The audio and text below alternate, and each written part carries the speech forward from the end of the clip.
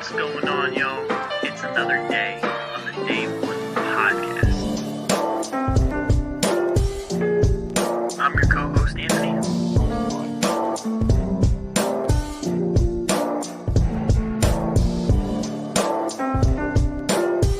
I got my co-host, Kyle. Say what's up. What's happening, y'all?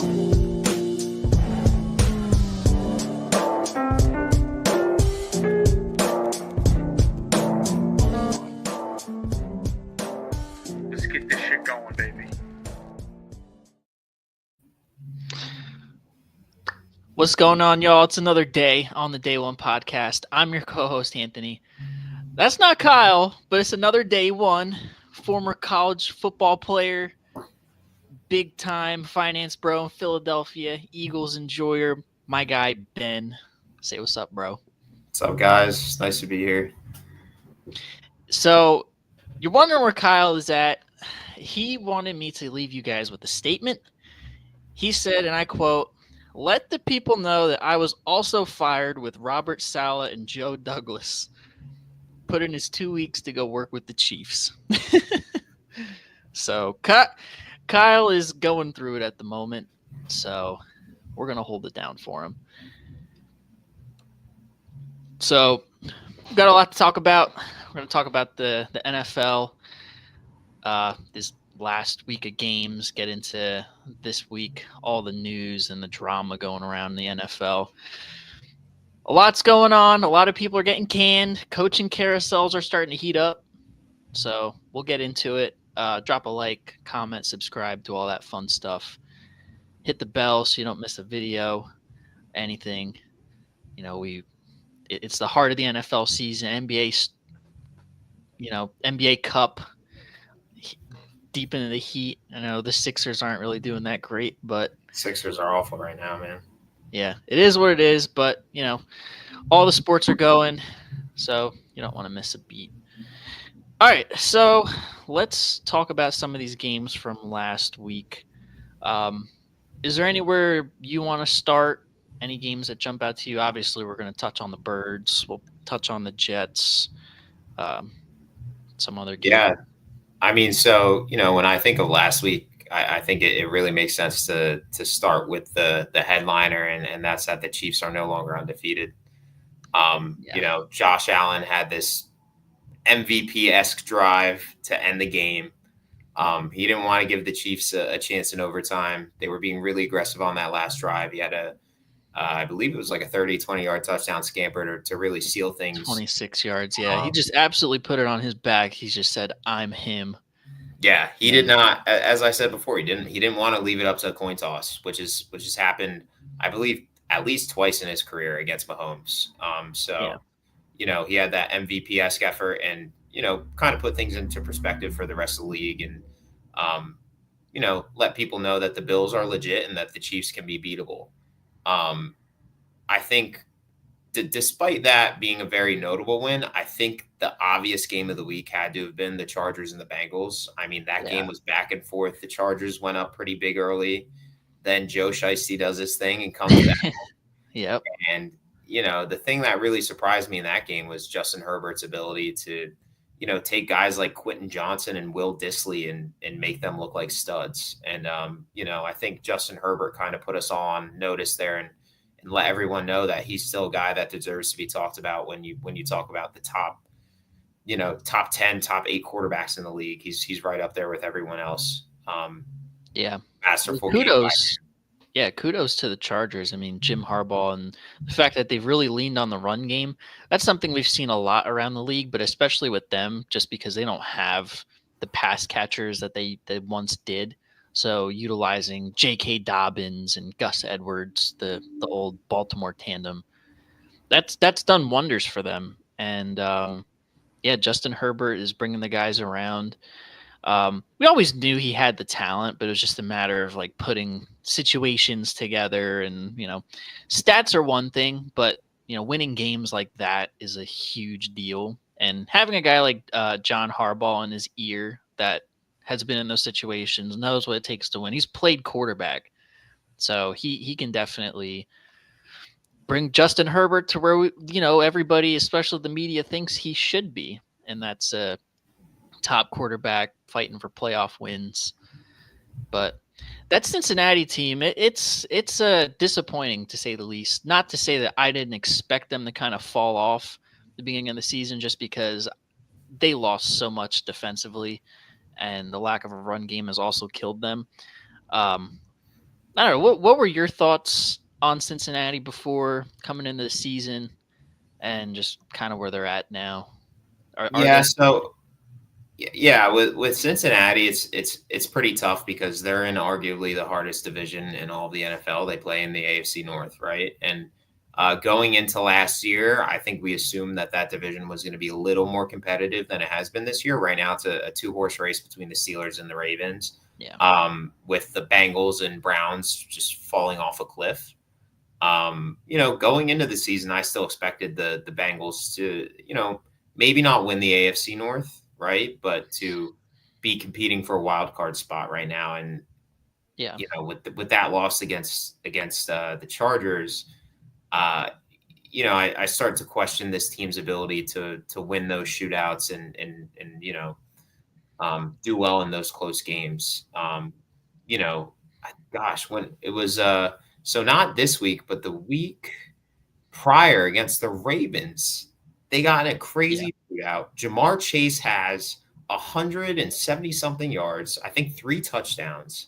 I think it was like 264 and 3 touchdowns. My God, 260. So he has 264 receiving yards, 2 touchdowns, and they lose.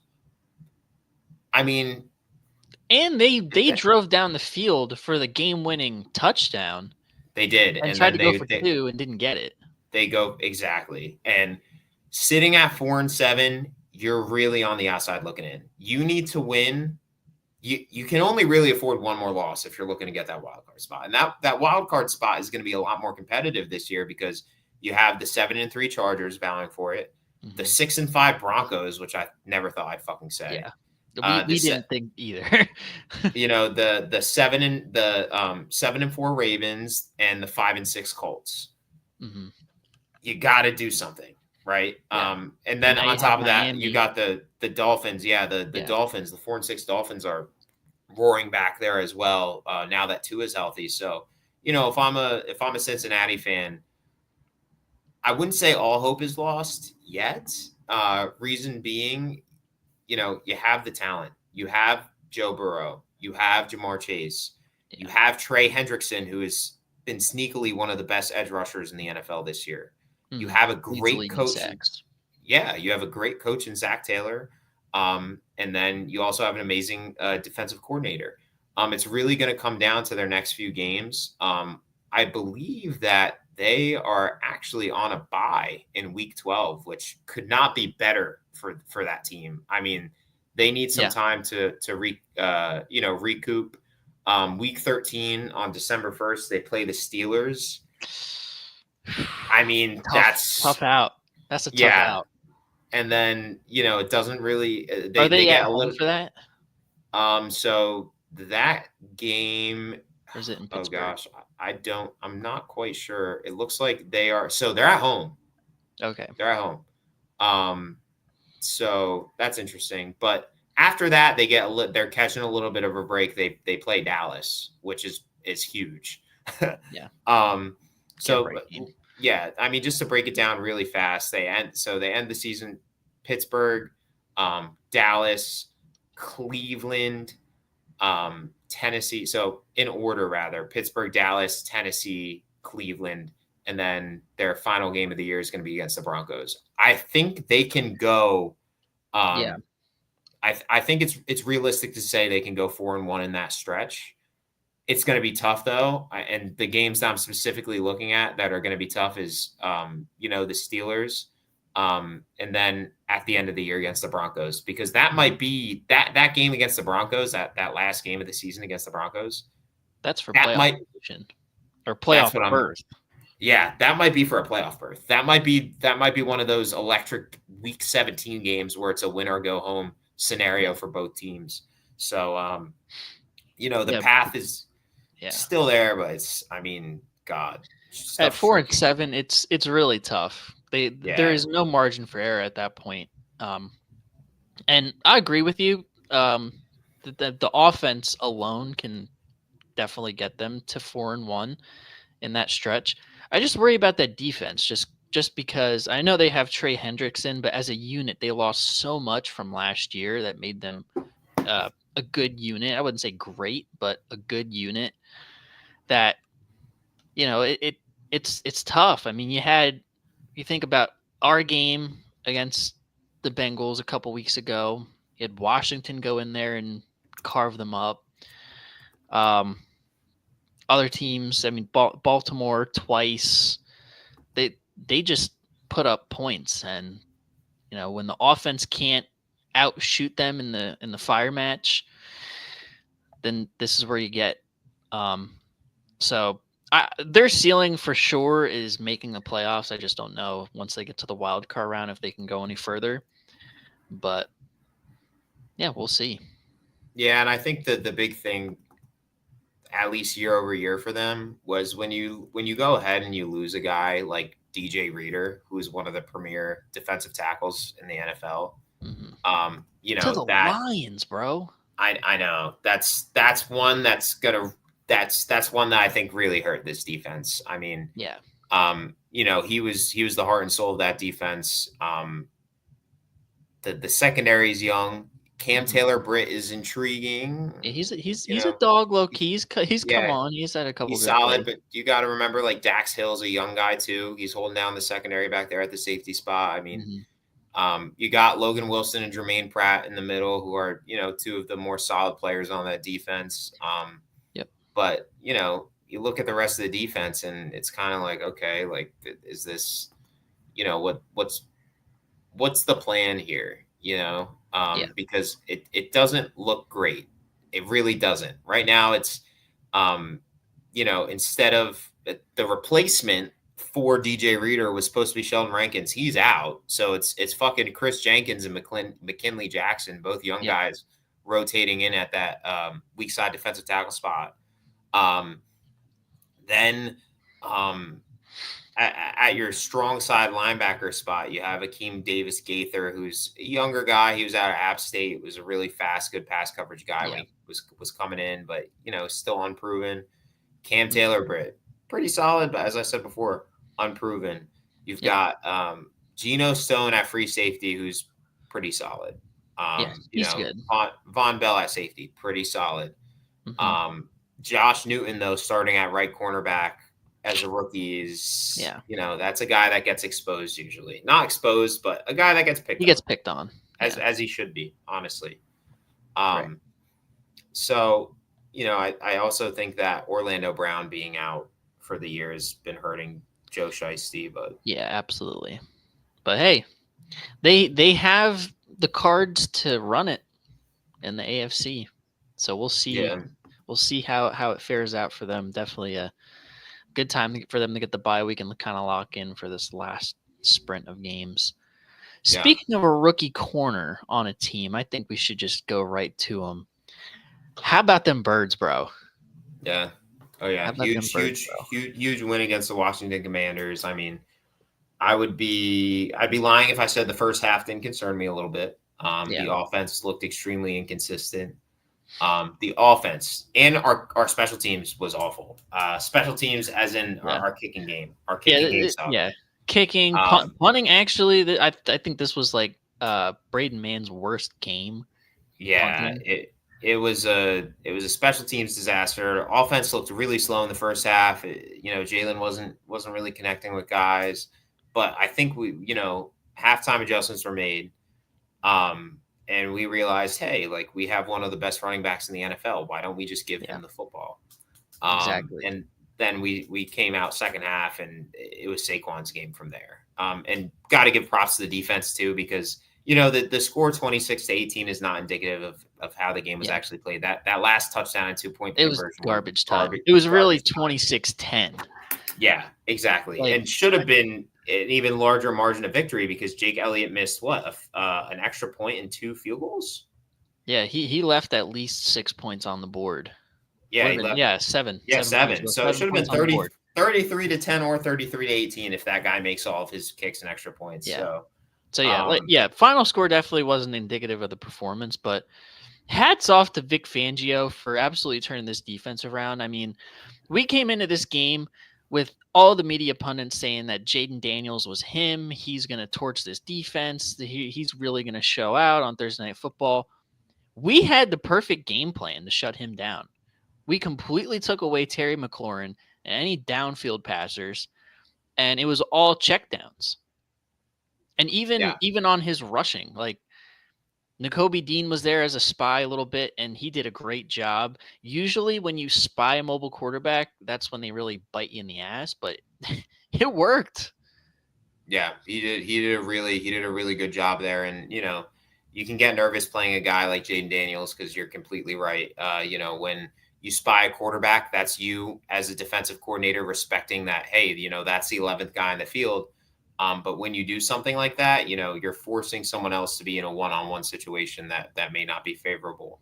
However, the Birds were all over it, and really appreciated that effort from Vic Fangio on the defense. And I think things are looking very positive going into this weekend's matchup against the Rams, who are definitely we got to respect them because Sean McVay's a genius.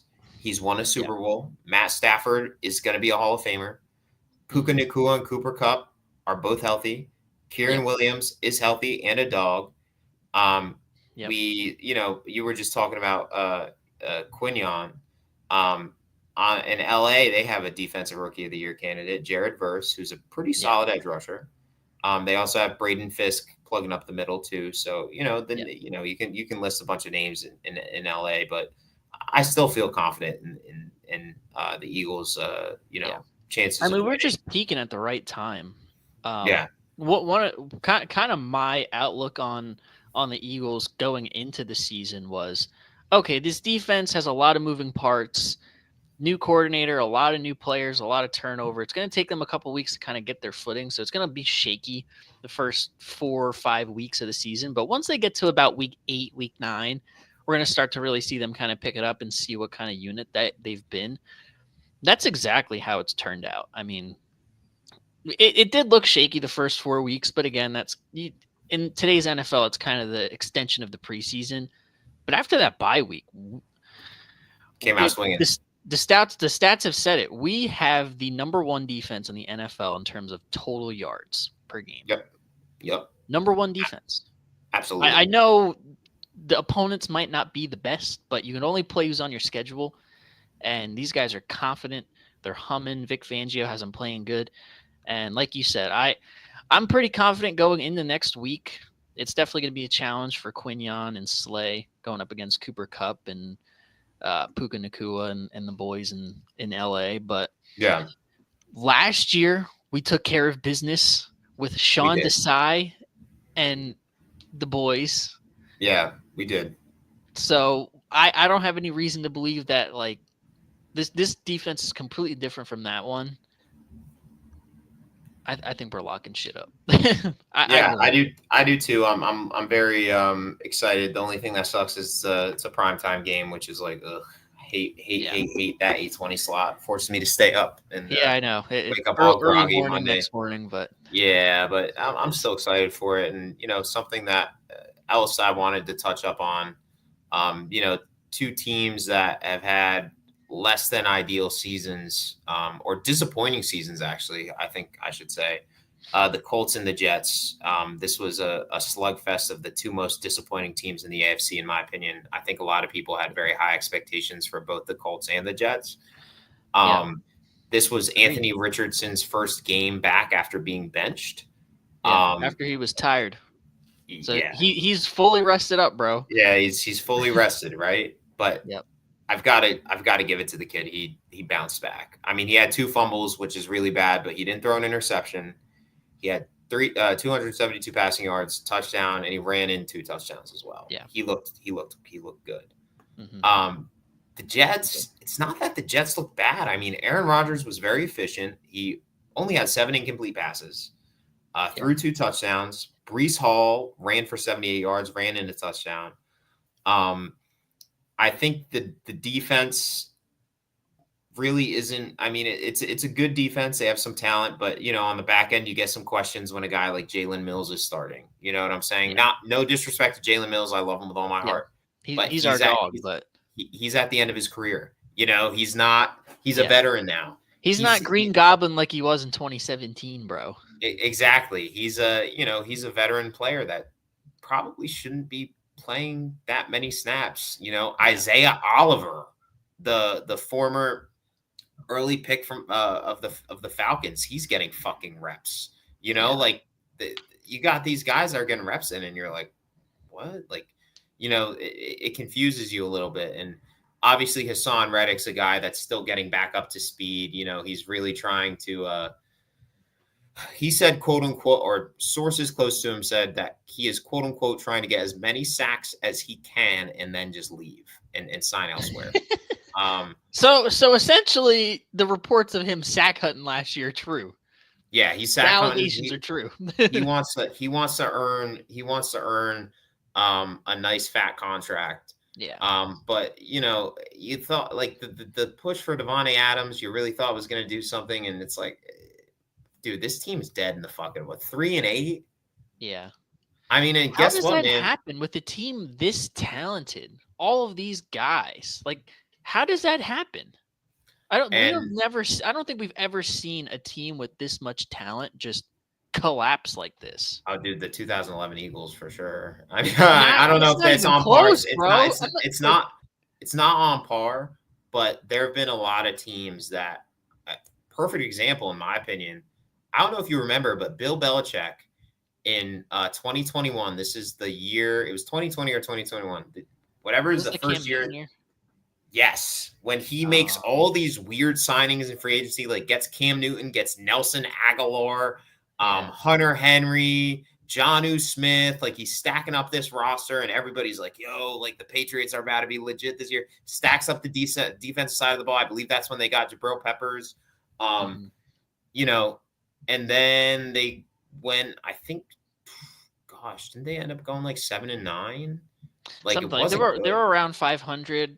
We're out of the playoffs in the first round, but not even that. Like the Jets aren't even going to be in the playoff. They're not even playoff conversation at this point. No, the Patriots were in the playoff conversation and right into the end, and they just didn't end up making it. Even with the Eagles in 2011 with the Dream Team, like it was Super Bowl aspirations, but they finished 8-8. Like, yeah, exactly. We salvaged something. And guess what? Stuff for this Jets team does not get any easier. They play the Seahawks this upcoming weekend, a red hot Seahawks team, which, by the way, Geno Smith got his first win against the 49ers. So congrats to Geno. He's a great dude. Yeah, shout out Geno Smith. Super Kyle has a lot of discourse for Geno Smith just because he's former Jet. So I like to give him shit about Geno Smith. Kyle, if you're watching, bro, night, bro. Geno Smith is him. Geno is him. He had that wild scramble to win the game, first career win. But anyway, the Jets play the Seahawks, and Geno's definitely gonna have a chip on his shoulder during the game. Just saying, and I can't wait for the Seahawks to destroy the Jets and for Geno to say, quote unquote, they wrote me off and I never wrote back. Facts. Just for Kyle. Yeah. Then after that, they play the Dolphins, which is a team that is really looking to make a playoff push.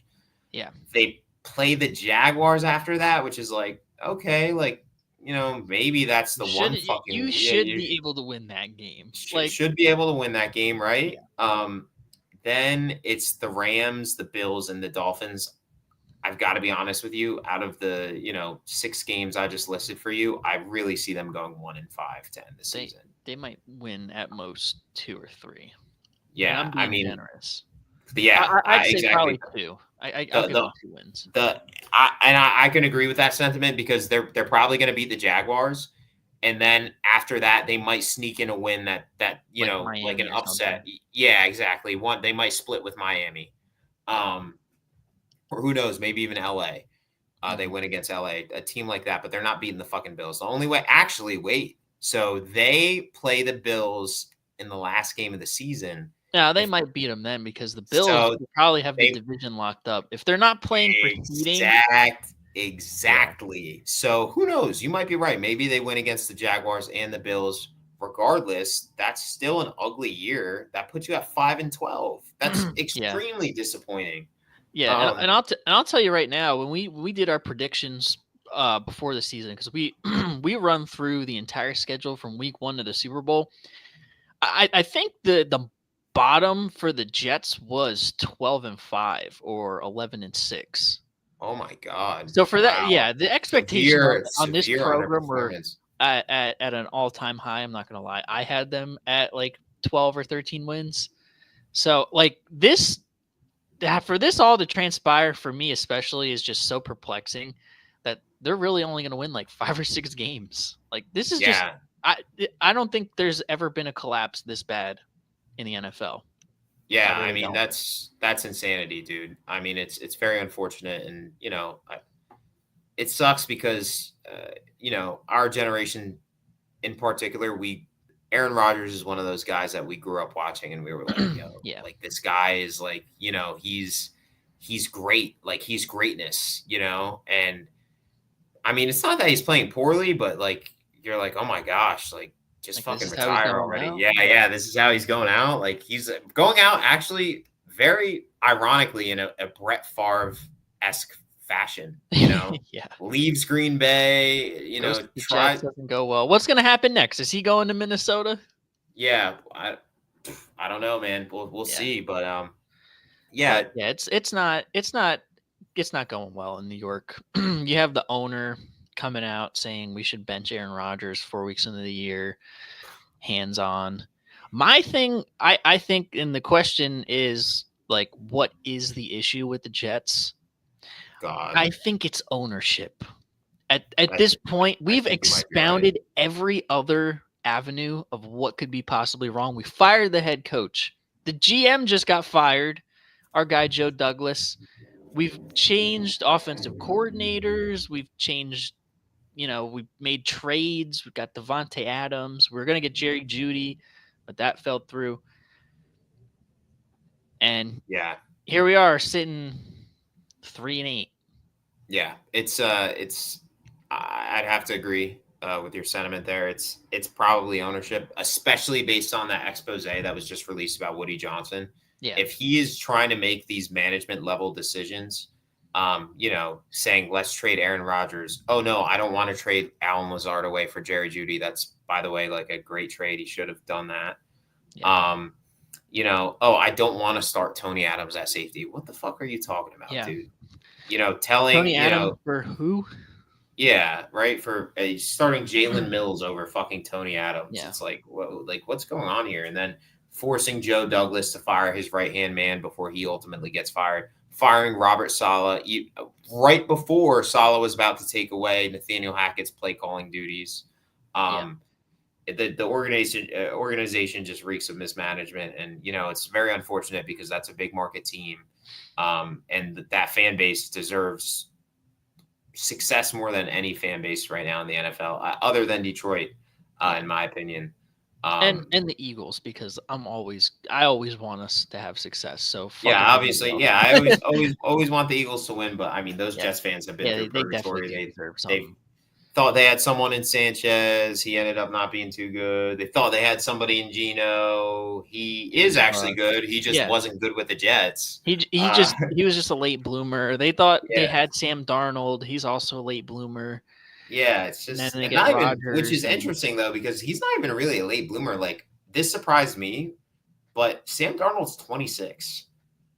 Yeah, that's crazy. They gave up on him like kind of early.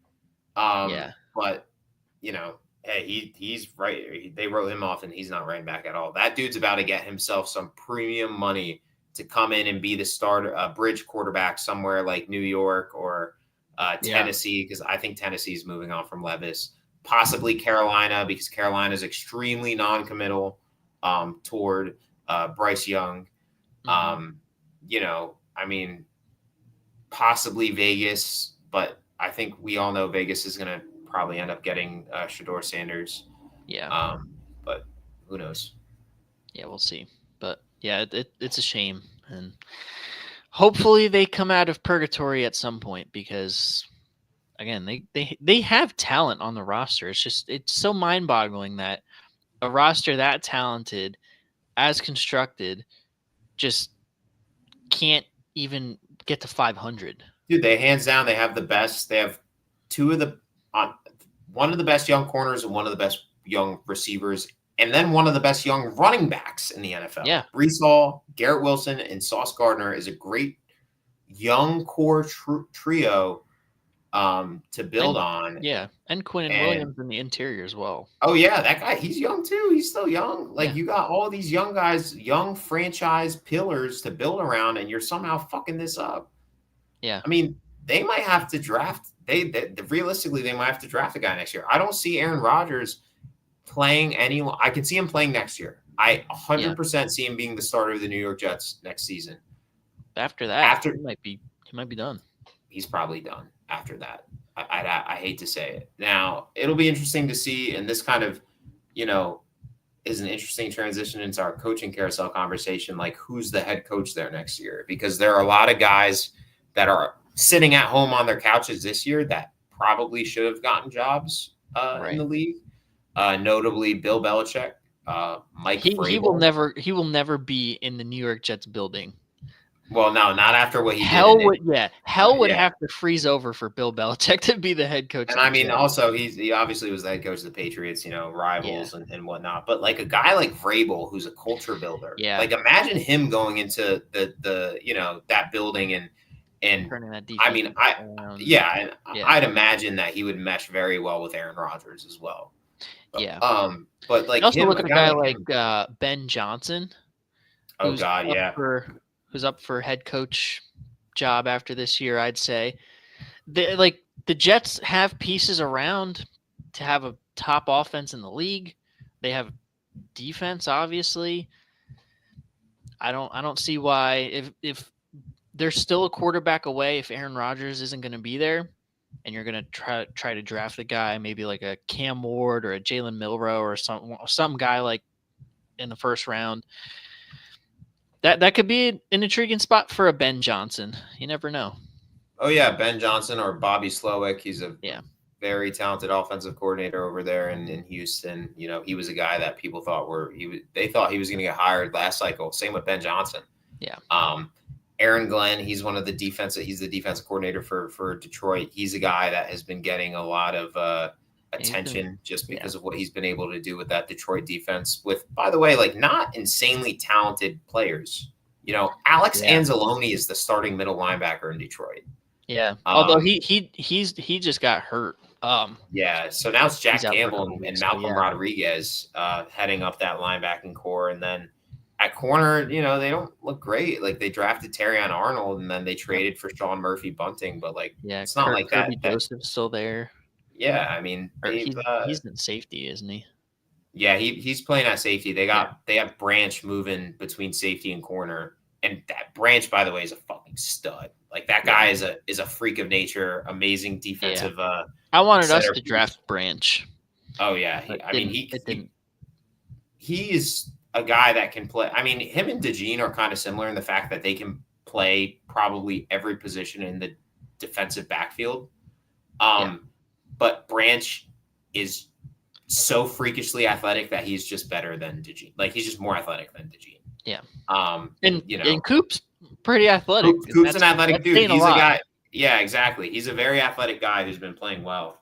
I mean, I think some other names to look for. Unfortunately, Kellen Moore. Unfortunately, I hope like we con him with head coach money to stay because I don't want to be in this situation again. Next year. And this was my whole thing during the offseason of bringing Nick Sirianni back. We bring a guy like Kellen Moore in. He goes and gets a head coach job. We're going to be in the same exact predicament we were last year with Nick Sirianni in the stupid fucking offense. It was cool that we brought Kellen Moore back, and he's pretty much running the show, although people have their opinions on how much it is him, but he is calling the plays. But I think he's in that conversation.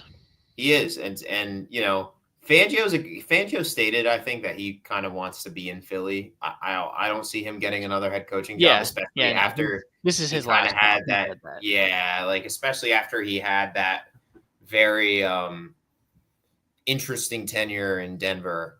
In I don't Miami. think. Yeah, well, I'm saying as a head coach, his last time Yeah, as a head coach was in Denver. Which didn't really end well for him. So I think he's gonna, he's gonna be a defensive coordinator. But yeah, unfortunately, Kellen Moore and um, you know, a slew of other young talented yeah, guys that might be taking that next leap at some point. But who knows?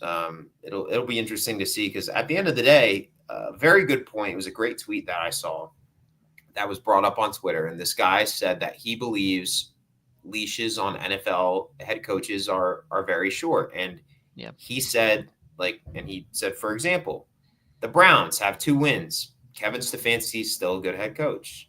The Dolphins have 4 wins. Mike McDaniel is still a very good head coach. yeah. Um, you Mike know, McCarthy in Dallas.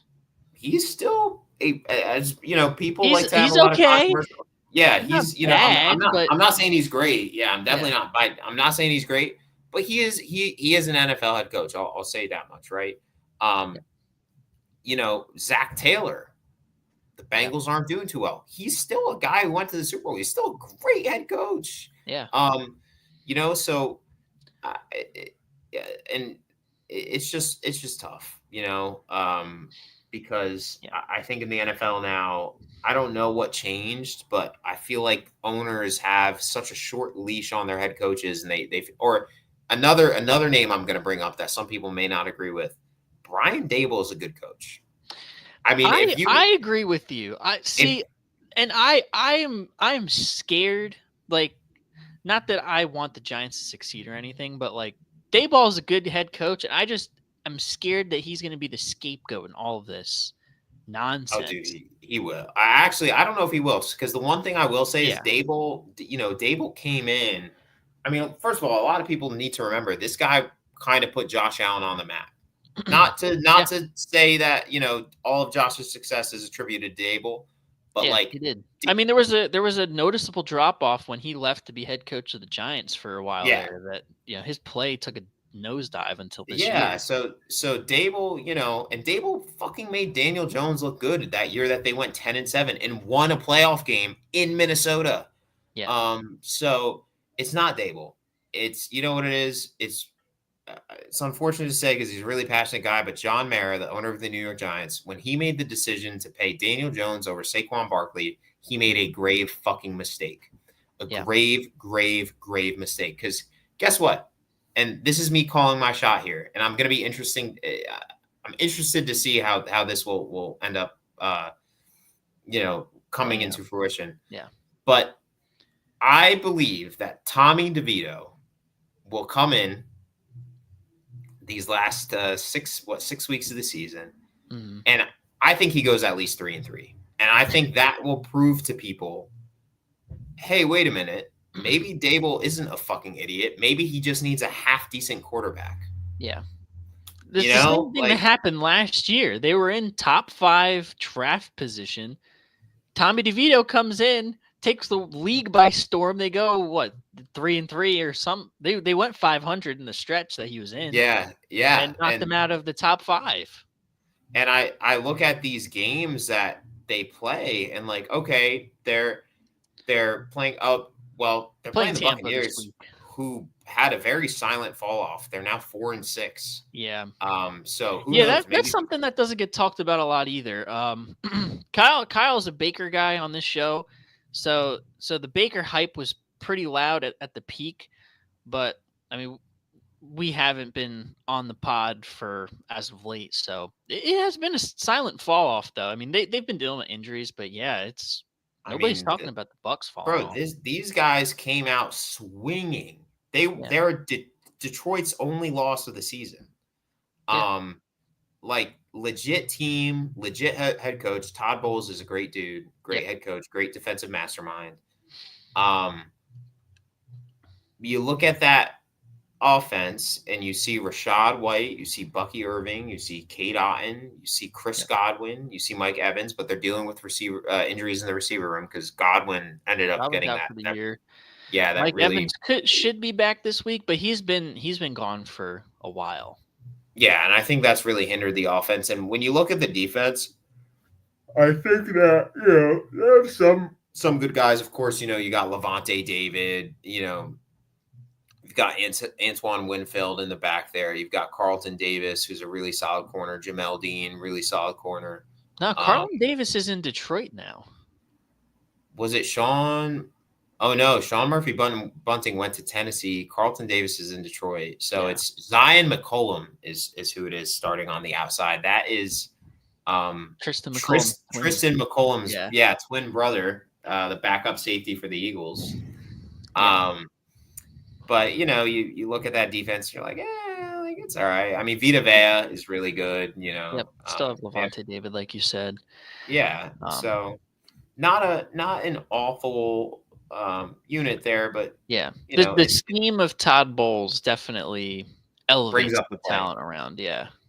Yeah, and I mean, when you're without your top two pass catchers, what are you gonna do? Yeah, dude, that's like Baker's rookie year all over again. Yeah, I just think it's kind of ironic that when we played the Bucs and our top two pass catchers were out, it was like, oh, Jalen absolutely sucks. We need a new quarterback, and Baker Mayfield has struggled without his, and it's like, that is what it is. So to be fair, though, that game was ugly. I don't think anybody was saying, "Oh, Jalen sucks. We need a new QB." I think people were saying, "Hey, Jalen, clearly has a ceiling that maybe certain people haven't, admitted yet, because it wasn't great. It really wasn't." No. During that game, I saw a lot of, he was, and this is something he does pretty consistently, unfortunately, is he's a guy that he loves to pull trigger on that first read, which is sometimes really good because he gets the ball out super quick. But then when that first read isn't open, you kind of see him panic a little bit in the pocket sometimes. Yeah, he gets a little lost, and then he's trying to stay in the pocket, and this is exactly what happened in Tampa Bay. At one point in that game, it was still winnable. I believe it was the third quarter of that game. It's still a winnable game. The Eagles are driving down, and he gets strip sacked. Yeah. And I was like, no fucking way. Yeah. It was insane. And it's wild though, because the Buccaneers at that point were like really good. Baker fucking toasted us, bro. He had 347 yards, 2 touchdowns. Yeah, we played very soft in that game, but that's the last time that we saw our defense play that way. Play like shit. Yeah. So I think if we rack them up again against the Bucs, I think it's a much different outcome. Oh, I completely agree. And I mean, we'll see what happens going forward. I think right now, the concern in Philly is securing that NFC East champion spot, because Washington has a pretty chill schedule. I'm not gonna lie, dude.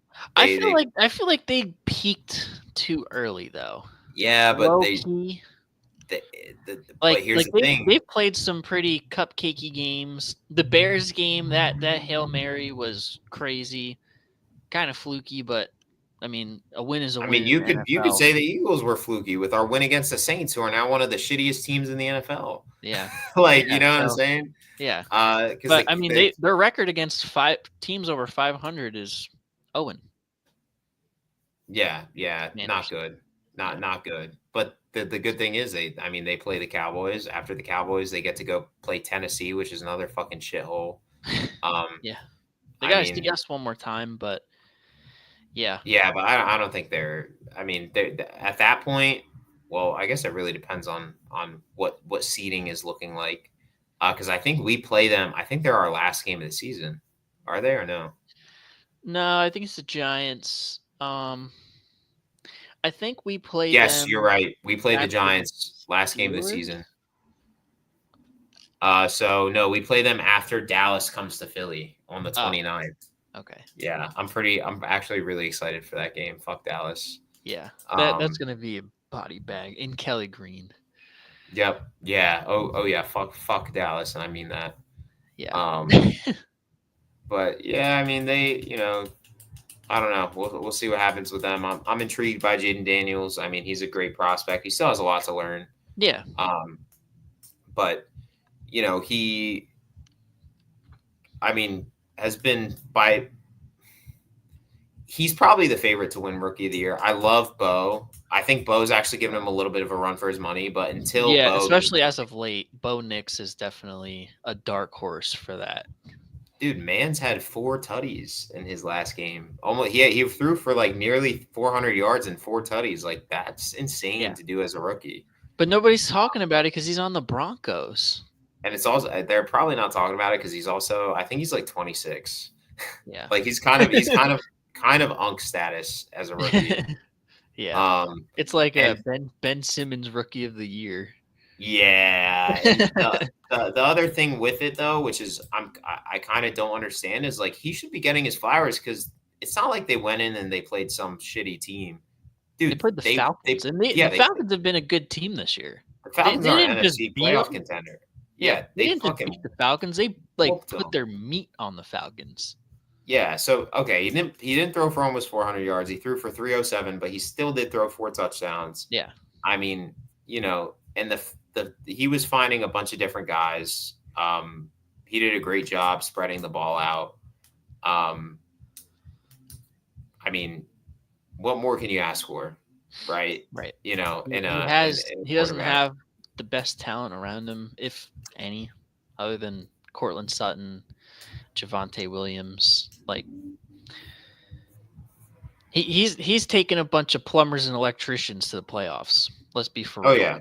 Oh yeah, he has a bunch of guys that normally wouldn't be starting, but due to whatever reasons they're now playing. I mean, I know Josh Reynolds getting injured really did a number on that receiving room. I mean, he got like shot, so not surprised that he's not back yet. Yeah. But he was, an integral part of Detroit's playoff run last year, and the Broncos signed him thinking that he was going to be the receiver to start across Cortland Sutton, and then he unfortunately got shot. So yeah, hasn't worked out that way. Yeah, but Bo Nix is rolling with the punches real well, and I'm looking forward to seeing what the Broncos can do and what's a pretty tight AFC playoff race, which I believe we discussed earlier. So definitely tight. Even in the NFC too.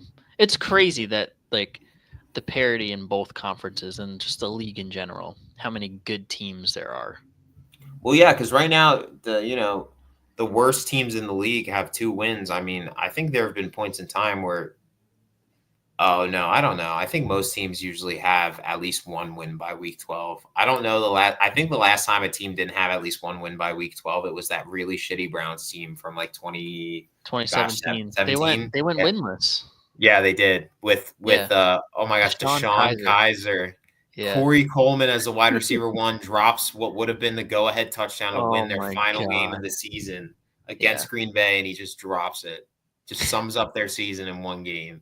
Yeah, bro. What a crazy time. But yeah, it's been since then, like the league a lot. We're seeing a lot of teams improve quickly.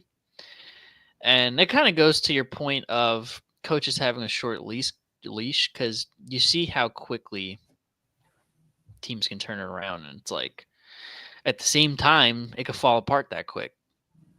So I don't know, it's just weird how it's evolved that way, but here we are. Yeah, I mean, and I think we can look forward to week 12 and maybe get into some pick'em stuff, see what we're what we're dealing with here. If you want to bring up the slate. Yeah, let's bring up the slate. So it's not Kyle's graphics, guys. I'm not the graphics guy. So I'm kind of in training until HR lets me bring them back. So we got the ESPN slate, but it does the job. Is that big enough? Can we see? Do I need to make it bigger?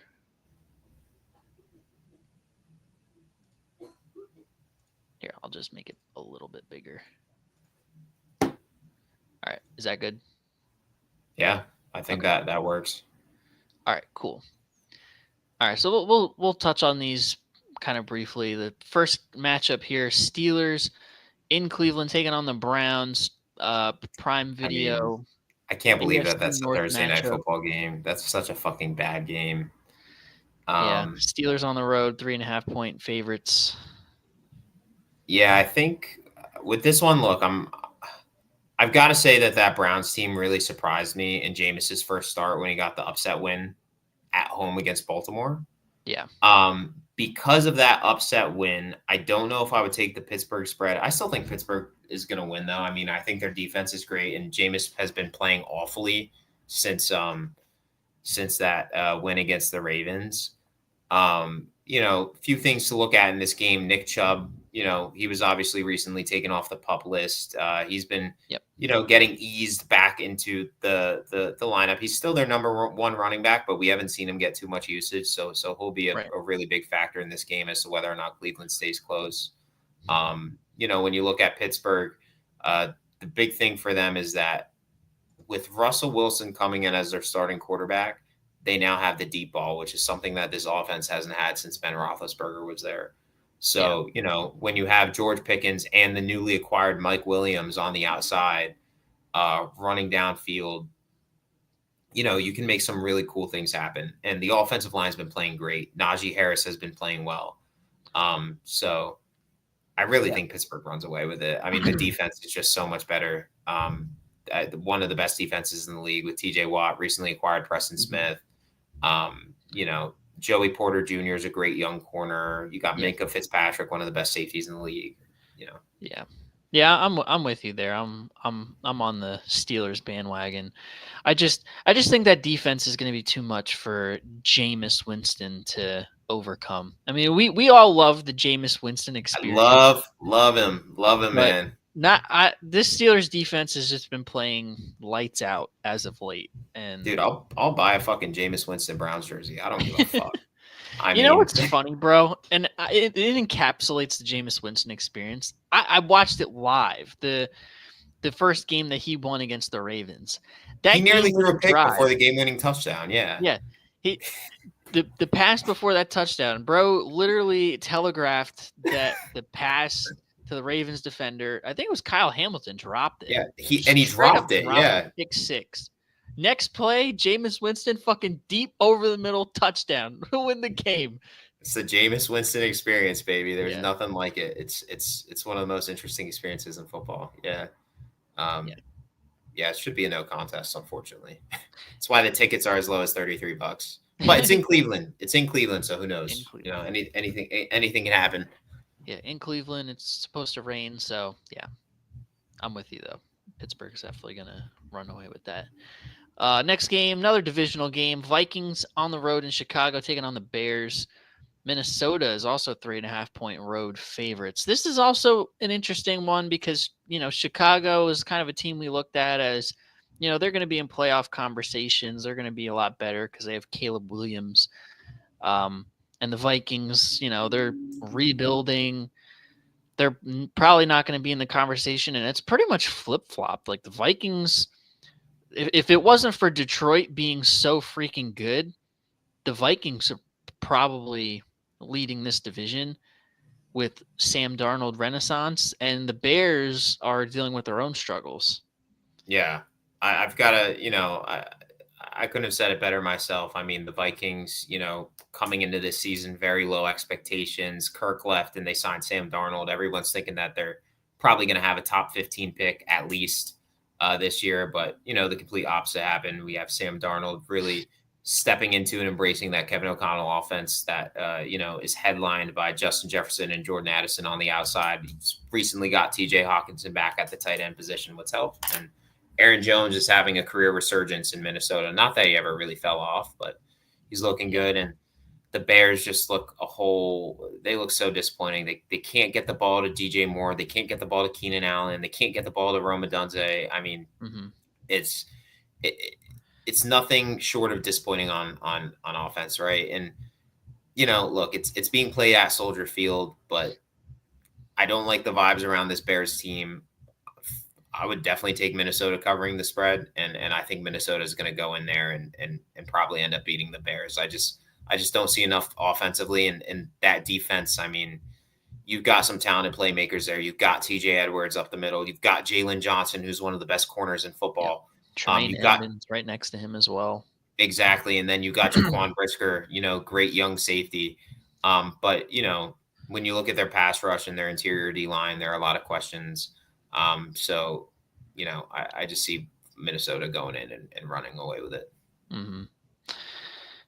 Yeah, it's tough because, like, we saw the Bears push the Packers to the brink last week. Like, they didn't play terrible. And, yeah, as I said, that defense is great, but when the offense isn't chugging and the defense has to be on the field every single play. Yeah. And I mean, dude, you've got Justin Jefferson, Jordan Addison, and TJ Hawkinson you got to cover. Yeah. One of those guys is going to have a great day, but we'll see what happens. I could see the Bears in some world upsetting them. Who knows? Maybe I was a little too disrespectful with what I said, but I'm still. I mean, division games are always weird. So this one to me just feels like it could be an upset in Soldier Field. I don't know if I could see the Bears dropping to 4-7, but at the same time, they most certainly could, because the Vikings are humming right now. Absolutely. So I don't know. It's one of those for me that's like a toss up, just because where it's being played, the talent of the two teams, like, could go either way. All right, next games here.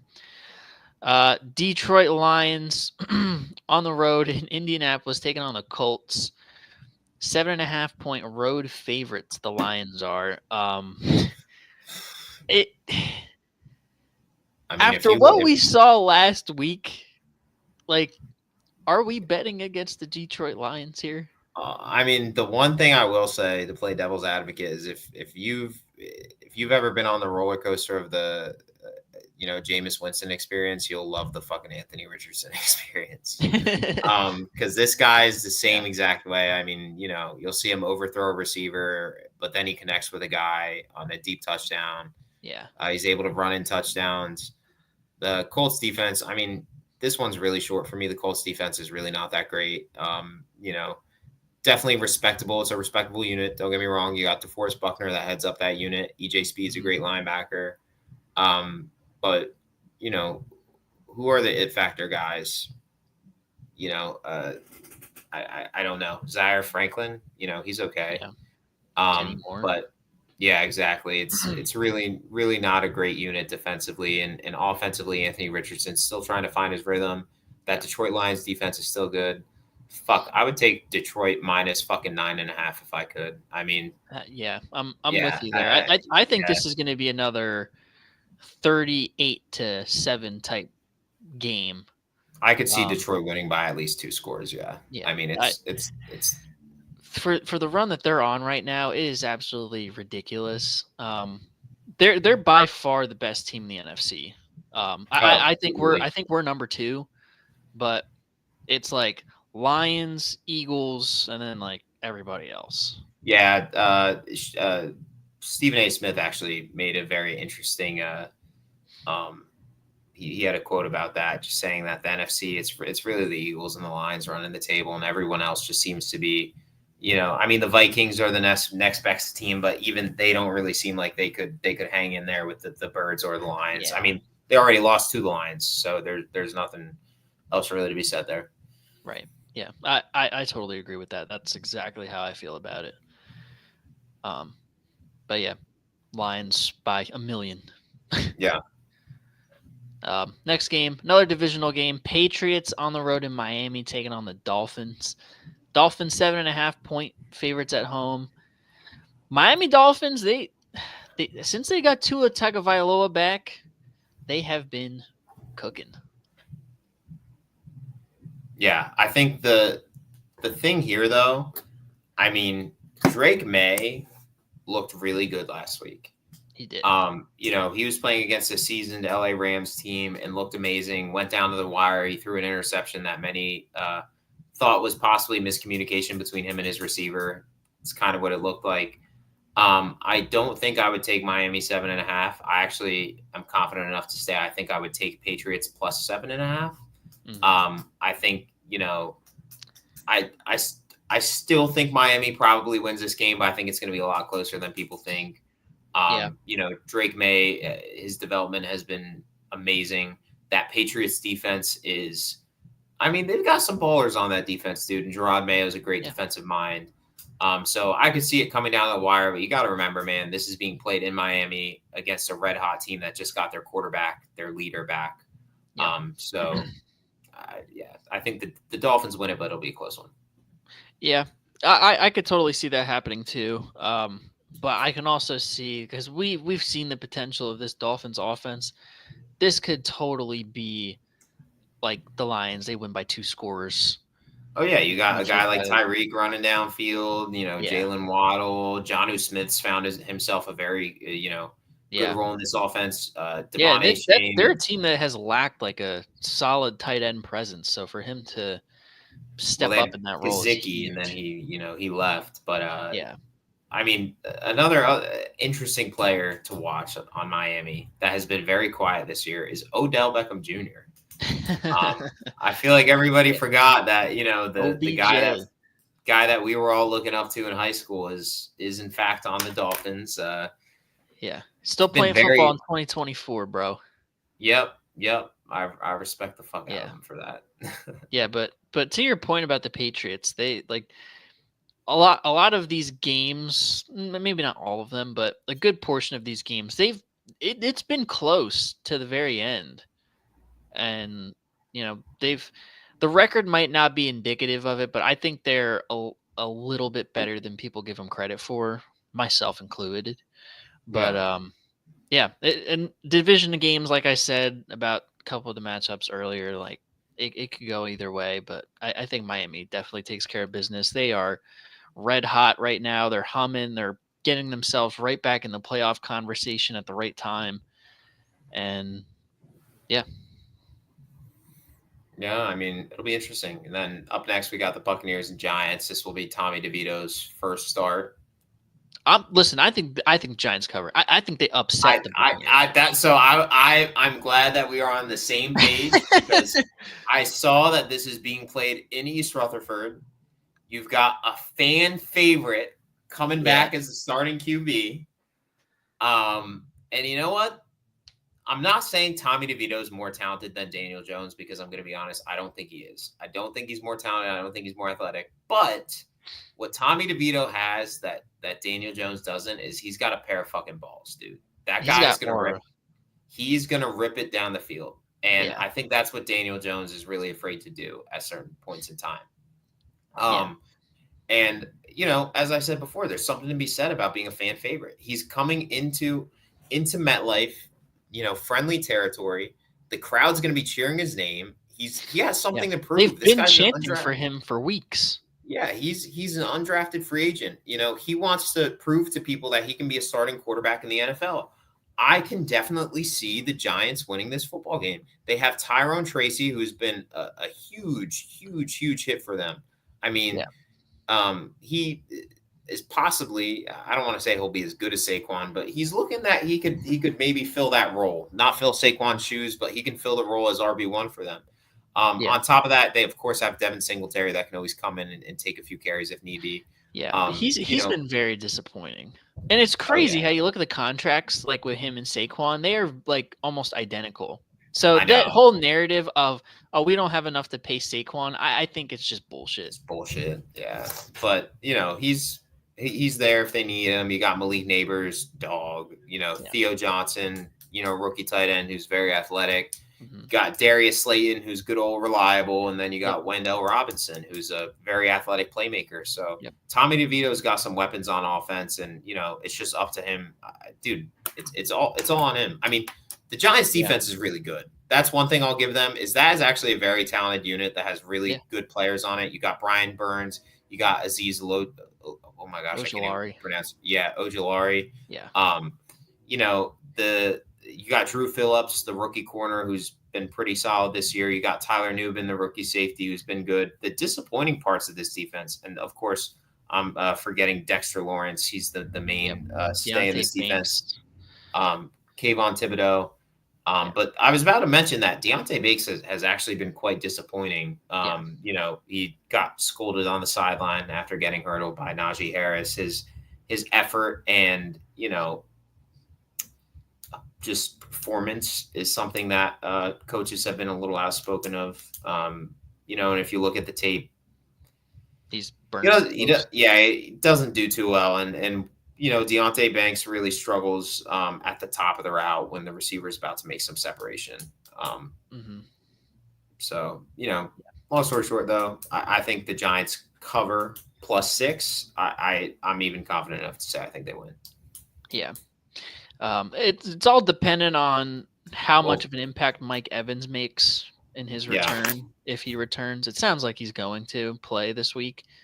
So that's going to be a huge get for Tampa Bay. So it's really up to what his impact is going to be, whether they win convincingly or barely eke it out or lose in New York. And yeah, shout out Tommy DeVito for getting his second chance at NFL life. Tommy Cutlets. Yeah. Marissa's good friend Danny, shout out to her. She actually sat with him at the Yankees World Series, so it's pretty cool to see him. Pretty cool Tommy to see him getting his opportunity. So, all right, moving on here. More division matchups. A lot. This is the week of division matchups. I mean, this is a fucking joke here. Cowboys in give me Commanders. Yeah, Commanders by 1 million in Landover. Shit. I mean, +10. Yeah, give me the Commanders. I would even be comfortable. I mean, this is maybe me being a dick. I would even be comfortable taking Commanders -20. I wasn't going to say -20. I was going to say -14. I think they win by at least 2 touchdowns. Yeah. There's not much to talk about with the Cowboys. Cooper Rush. He's a veteran quarterback that's decent, but he can't quite get the ball to his playmakers. He's a low ceiling bridge kind of guy. Bridge QB, and the defense is banged up a little bit with Overshin, who got injured. Their starting middle linebacker, or outside middle linebacker. He's plays all over the place. He's been solid. Oh, dude, that guy's a stud. He's very athletic. But their run game's inconsistent. I mean, they got the ghost of Zeke Elliott taking carries, and then Rico Dowdle, who's okay. He takes some carries. Yeah, it's really not. And then they thought trading for Jonathan Mingo was going to shore up the receiver room, and it just hasn't. And the defense is just a whole other story. It's ugly. Now, enough about the Cowboys. I think we need to focus on the Commanders, how good they have been, because I think that's really the reason they're winning. The reason they're going to win this game is not because of how bad the Cowboys are. It's because of how good the Commanders are, in my opinion, despite their loss against the Eagles last week. I agree. Jaden Daniels is still a very talented quarterback. They still have plenty of weapons on offense. I mean, you have Zach Ertz making plays. I would have never thought I'd be saying that, for Washington, bro. In a non-Eagles uniform, but Zach Ertz is making plays. Austin Eckler's making plays. Terry McLaurin's making plays.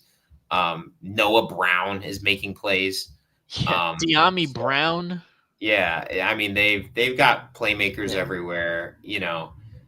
Brian Robinson's obviously a huge X factor as well. Yeah. Defensively, this defense plays great under Dan Quinn. I mean, we've seen a resurgence of that defense. Yeah. That's why they have a lot of vets and 1-year guys, but for what they've put together this year, it has been nothing short of tremendous. The Commanders were a team that a lot of people shoot in for having a top 10 draft pick this year, and they're the furthest from that right now. So good for them. Yeah, they were a team going into the season that I didn't expect them to be this good, but I expected them to be around 500. Because Dan Quinn's definitely going to reset the culture, and he has in a big way. Jaden Daniels has a lot of talent, and they made a lot of good moves in the offseason. I just didn't think it was going to come together this quick. But here we are. I agree. Yep. So went from Commanders. We got, the Chiefs and the Panthers. It's in Carolina. I have not seen a lot of Panthers fans on social media, but I've seen a couple talking about how they're going to upset the Chiefs. Oh my God. I'm sorry. It's not happening, bro. The Chiefs would have to beat themselves for an Yeah, upset like that to happen. absolutely. Look, I love that the Panthers were able to get that win in London 2 weekends ago against the Giants. I think that was huge for Dave Canales and the culture that he's trying to build. But it's too many questions with Bryce Young. Their receiving room is currently Xavier Legette, who's good, but he's a rookie. Yeah, Adam Thielen, I think, got injured, so yeah. it's He might be it's coming Dave. back soon, but yeah. It's David Moore and Xavier Legette. I mean, they have Jatavion Sanders is a young bright spot at tight end. I mean, Chuba Hubbard's been the clear bright spot, and Yeah. Jonathan Brooks, their second round pick out of Texas, he's going to be playing actually. So who knows? So he's taking Miles Sanders' complimentary carries. roll away. Yeah. So we'll see what ends up happening. But I'd say it's not even going to be a contest. I mean, sure, the Chiefs lost, but do we even need to mention the playmakers? I mean, Pat Mahomes, Travis Kelce, Xavier Worthy, DeAndre Hopkins. Yeah. The The guys on defense. defense. Spagnuolo runs a tight ship with that defense. I mean, I'd be comfortable taking Chiefs minus 10.5. I know it's in Carolina. Yeah, Carolina, but it's Carolina, bro. It's yeah. Carolina.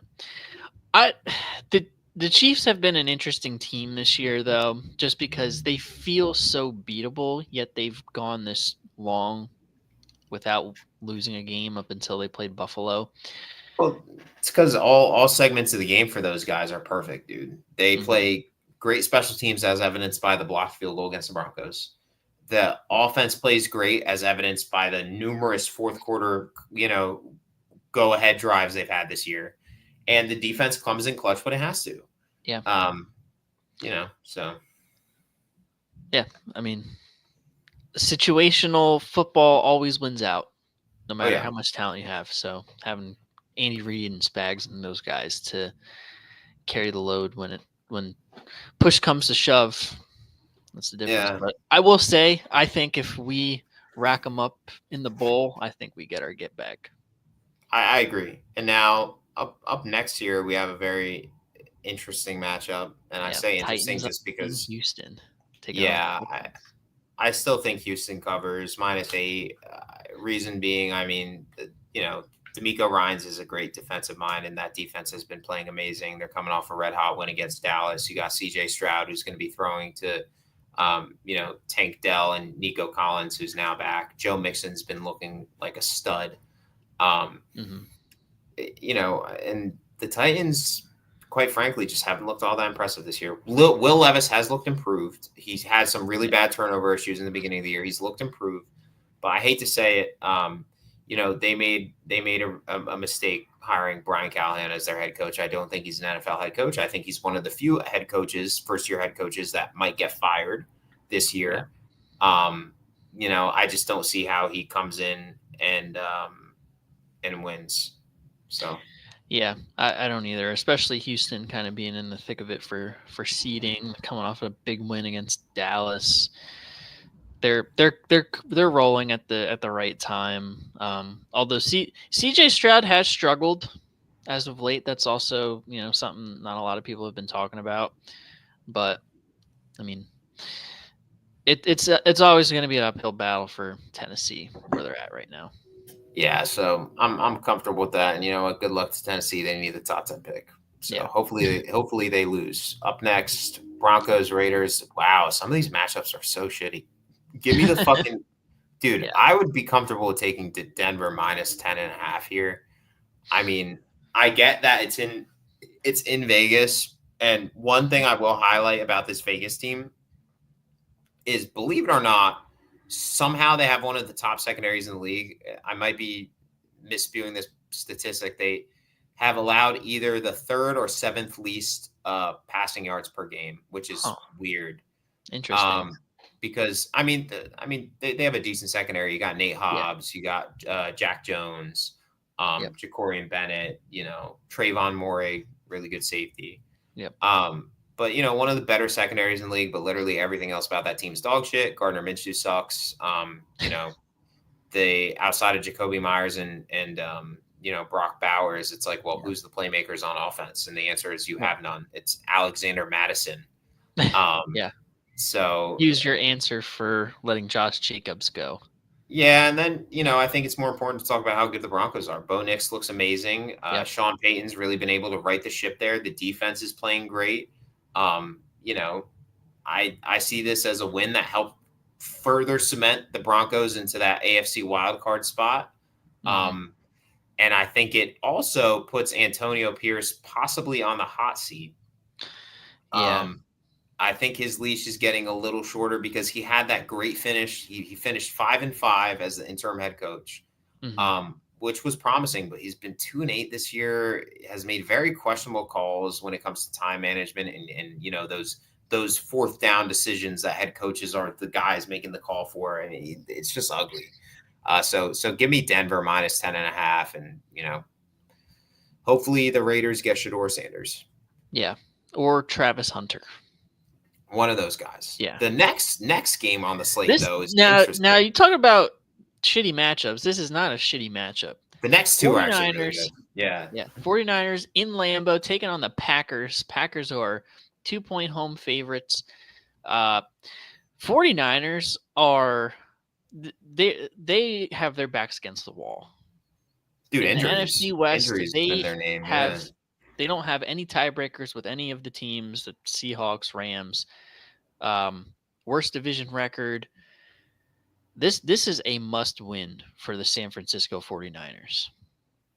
Because right now they're on the outside looking in, and they got to have it. Yeah, and I think CMC is finally getting ramped back up after coming back from his Achilles tendonitis that he had going on. But look, the concern for this 49ers team is you got Brandon Ayuk who's injured, right? You've got a lot of guys on that defense who are injured. Yep. It's you wonder how many more injuries they can sustain, and they've still been even being 5-5 with all the injuries they have is very impressive. But it's really tough. It is. I think I'm leaning Green Bay here just because you look at the management on that offense in the fourth quarter. It's very questionable, and they should have beat the Seahawks last week. They point blank should have beat them. Yeah. And they just shit the bed, and they've done that quite a bit this year, and they just haven't been themselves. Deebo Samuel has failed to be that prominent excite one at anyone. times. Yeah. That's the name of it, right? They need a guy to step up in the pass catching game that isn't named George Kittle. Yeah. And I agree with you. I like the Packers here. I think that, I don't think they're as good as the record, or I do not think they're as good as the record indicates. I think, it's an interesting 7-3. I don't want to say Mickey Mouse 7-3 because, give credit where credit's due. Yeah. You play who's on the schedule, but like when you compare the Packers to the rest of the NFC, like the Lions, they lost to the Lions, they lost to the Eagles, lost to the Vikings. So it's like, yeah. So I still do favor them slightly, especially since they're at home, and it looks like it's going to be a little cold. And those West Coast teams that are in warmer weather areas typically don't perform well when they're forced to play in the cold. So we'll see how they respond to that. Now the next matchup between the Cardinals and Seahawks, this is for the first place in the division here. Yeah. Jonathan Seattle, Gannon too. As much as I dislike him. Yeah. As much as it's fuck Jonathan Gannon on our side, he has turned this Arizona Cardinals team around. And I will say this, when they sucked last year, they always played hard. They did. So now you're seeing the benefits of that. They beat us. Yeah. Tyler came back. So, granted, that was during like the dog days of the Eagles last year. But hey, they caught us slacking. And here they are, 6-4. They play a good brand of football. Kyler Murray's back, and they have an opportunity to really take control of the NFC West. Which who really saw the Cardinals taking control of this. Oh my goodness, I would have projected them to possibly finish last in the NFC West. I really would have. I mean, I wasn't a believer in Jonathan Gannon even after what he did last year. I didn't think that the offense or defense was talented enough. I would have had it. I would have had the standings probably looking something like the Niners at 1, Seahawks at 2, Rams at 3, Cardinals at 4. But obviously, Gannon's proved us all wrong. James Conner's having a career year. Marvin Harrison Jr. is fitting nicely into that offense. Kyler looks like vintage Kyler, which is great. The defense is playing out of its mind. Now, something I do want to say, though, about the Seahawks is, I mean, that was a huge win for that team against the 49ers. Yeah, absolutely. Geno looked great. He did have an interception, but he still looked good. Engineered a crazy game-winning drive. The defense looks good. Mike McDonald's looking great as a first-year head coach. I think since they're at home and the 12th man plays a very big role in Seattle, I would be comfortable with taking, Seattle +1. I think that they can win this game, and weather also plays a role here. You got to remember, Arizona plays in a dome. That's a dome team. It's going to be 50 degrees. Looks like it's going to be a little cloudy. Yeah. I mean, that Seattle weather, it's no joke. Yeah, it fucks with people. So, I think Seattle has a chance to win at home. Yeah, I would not be surprised at all. I think Arizona's the better team. But again, these divisional games are always a coin flip. It's always either or. I could totally see the Seahawks pulling out the upset at home. And I think this would put them in the lead because they would have the tiebreaker. They'd have the tiebreaker over Seattle and Arizona. Head.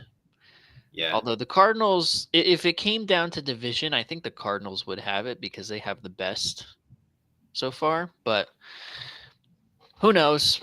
That one is definitely one that if you have NFL Red Zone or Sunday Ticket, you're going to want to watch. Yeah, I'm wondering what this next freaking game is. I hope it's not. Yeah. All right. Last two. Oh, yes. We get to talk about the birds for a little bit. Okay. Yes, sir.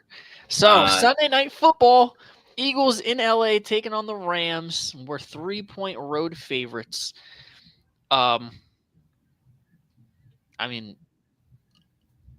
what are we thinking here? Is there much to really say? I mean, we talked about this a little bit here, Eagles going into LA, things to really look at here from LA's side first.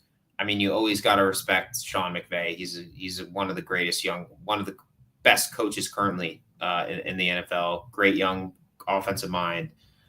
You got Matt Stafford, who's going to be a future Hall of Famer. You've got Cooper Kupp, who is also paving his way to be a future Hall of Famer. You've got Puka Nacua. You've got Kieran Williams. Flip to the defensive side of the ball. You've got Jared Verse, who's a Defensive Rookie of the Year candidate.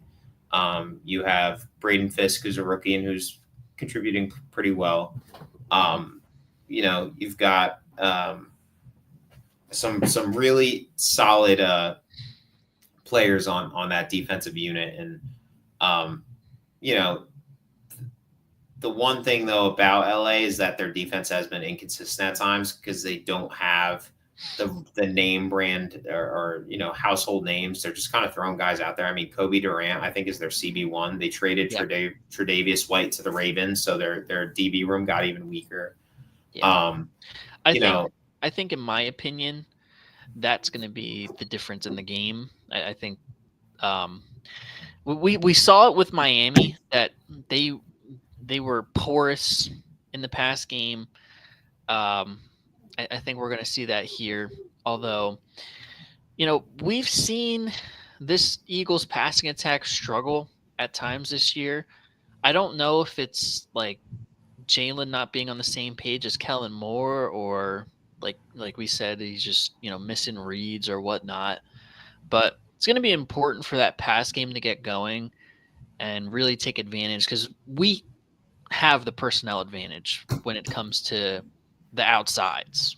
Easily, 100%. And that's why, I think at the end of the day, as long as our defensive backs do their job and they don't let Nacua or Cooper Kupp get open, I would even be comfortable with saying we win by, gosh, if I were to make a spread here, probably -10. I'd say Eagles -10. I mean, look, I know it's the NFL. I get teams are competitive, but look, we probably beat them in every single position group besides, I'd say besides quarterback. Just because Stafford, I mean, that's a goat. You know, Yeah, Stafford's a dog. Hey, yeah, they got Kevin Durant, but we got Jaden McDaniels. yeah, yeah, right. So Yeah, I'm excited for the game. But long story short, I would take Eagles -10.5, and I think the Eagles win this game pretty comfortably as long as they're able to contain, yeah, I'm with you Puka and there. Cooper. And we saw in the matchup last year that Jalen aired it out. He looked very good. The run game got going. We were able to stifle Kyron Williams because he was a point of emphasis in our last matchup. He didn't really go too crazy. I think we got to make sure that we stop him and the corners. This defense it's been different for sure, but building from the outside in has worked. We mentioned Quinyon Mitchell, Cooper DeJean. What an impact those two rookies have made on this defense, and Slay at 34. You know, for all the discourse that he gets on Eagles Twitter, he is still playing at a high level, Oh yeah, my I agree. opinion. But obviously the big one is Quinyon Mitchell on Guantanamo Bay. So it's going to be a huge test for them, but I think we're up for it, bro. I do too. I think it's going to be Sunday Night Football win, and then Monday night we have what I don't think anybody thought was going to be a great game Yeah, before the the season when it Harbaugh started. Bowl. Yeah, the Harbaugh Bowl. So this one will be interesting. John and Jim, they'll be the Ravens will be traveling to Inglewood though to face the Chargers. So I think that's going to have somewhat of an effect on this game. Yep. Look, I like how this Chargers offense is playing. I like where they're playing, but at the end of the day, I actually, to keep this in mind, Baltimore has the one of the worst pass defenses in the league. Yeah. Maybe Herbert cooks here. I don't know. Maybe he cooks here. I mean, Could. they have the best run defense. They have the best run defense in the league. So you can throw J.K. Dobbins and Gus Edwards out the fucking window. Yeah. But I think they're going to beat, if they do beat Baltimore, they're going to beat Baltimore. And this sounds so weird saying this out loud, by throwing the ball downfield to Quentin Johnson, Will Dissly, and Josh Palmer. Yeah. That's how they're going to beat. That's how they're going to beat the Ravens. Now, when you look at Baltimore, I think they have a very talented team, but they've gotten their own way in recent weeks. Absolutely. But Lamar's still good, man. Don't write him off. He's great. Him and Derrick Henry have been one of the best 1-2 punches in the NFL this year. And they're still trying to get Deontay Johnson up to speed with the offense. He was an acquisition that they hoped push them to be an AFC Championship contender. The big thing is how are those DBs going to play? And if they don't play well, guess what? LA's going to win. Sorry, Yeah. And that's... I think they will. I think they'll play up to it because that was a really tough loss last week. I don't know if I see the Ravens losing 2 weeks in a row. In prime time as well, but you never know. We'll see. These two teams, they're evenly matched. The records say right where they're at, and it's crazy to think that Baltimore's talked about as like this big Super Bowl contender, yet them and the Chargers are essentially at the same position. Yeah. Oh yeah. Both now pushing for a wild card spot at this point. So yeah, we'll see what happens, and who knows? I mean, maybe the Chiefs fucking fall off the face of the earth, and the Chargers are somehow atop, nice, bro. Atop the AFC West as something. Well, I doubt that, but it makes me feel better looking even further into the following week, us playing the Ravens. Yeah.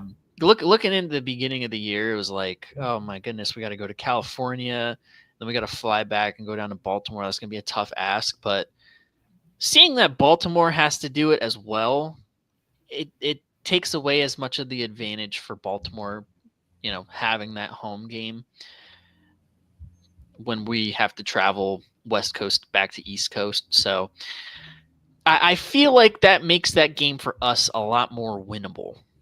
I agree, and I think at the end of the day, it is a week-to-week league, so I don't want to get ahead of myself because I think the Eagles still, have to worry about the Rams and absolutely. Can't underestimate that team because it's a Matthew Stafford led team. They have a great head coach, great weapons, but I could see us beating this Ravens team as well, but a guy like Lamar, and this is going to be the difference maker, I think, in the game against LA on Monday Night Football is like, dude, Lamar himself can win a game. We've seen him do it before, and I think that's going to be it. Can the Chargers contain Lamar Jackson? If they can't, he wins.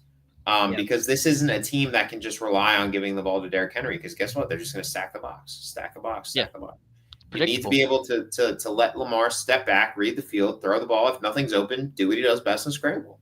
Mm-hmm. And that for us, historically, we've struggled against quarterbacks like that. I mean, Jaden Daniels, we did a great job this year of kind of mitigating but that. It's Lamar Jackson, bro. I mean, Kyler Murray, we fucking struggled against last year. Big time. Justin Fields 2 years ago, we struggled. Oh my God, he ran for I think 100+ yards against. It was 150. No, not on us, but it was definitely 100. It was over 100 easily. So we'll see what happens there. But looks like we've got the what is that, week 12? Yeah. Picks. Yeah. Out of those, do you have any surefire locks? God, I like to say the NFL is a week to week league and anything can happen. But out of those games, if I were to have to put my money on any of these one games, oh goodness, I'm looking at all of them right now, and it's tough because some of these can go either way. But I'd have to say with confidence that the Chiefs are going to beat the Panthers. I mean, it's just it's just how it's going to go. Yeah, I'm with you there. I'm also going to say Detroit against the Colts. I'm sorry, Indianapolis. Look to next week. Campbell's too good, man. Yeah. Oh, excuse me. Yeah, he's got them playing good. Anything else you want to talk Sixers? Yeah, I mean, I think I'm all I mean, I love the Sixers. I can only really talk Sixers because I mean I understand what goes on in the NBA, but I don't follow it as much. And also, unfortunately, I have work tomorrow, so I gotta wake up early. But it was great being on the pod. I mean, this was amazing. I was glad to talk ball for a little bit and join the Day One podcast. Yeah, absolutely. We're glad to have you fill in for Kyle. With that being said, this has been the Day One podcast. Make sure you tell a friend to tell a friend. Like, comment, subscribe, all that fun stuff. Hit the notification bell. Hopefully HR lets us have Kyle back so he can cook up some actual graphics for next show. But yeah, we'll see what happens with all these games. Hopefully we sit up here next week and the Birds are once again victorious, continuing the winning streak. But yeah, with that being said, I'm Anthony. That's Ben. We'll see y'all next time.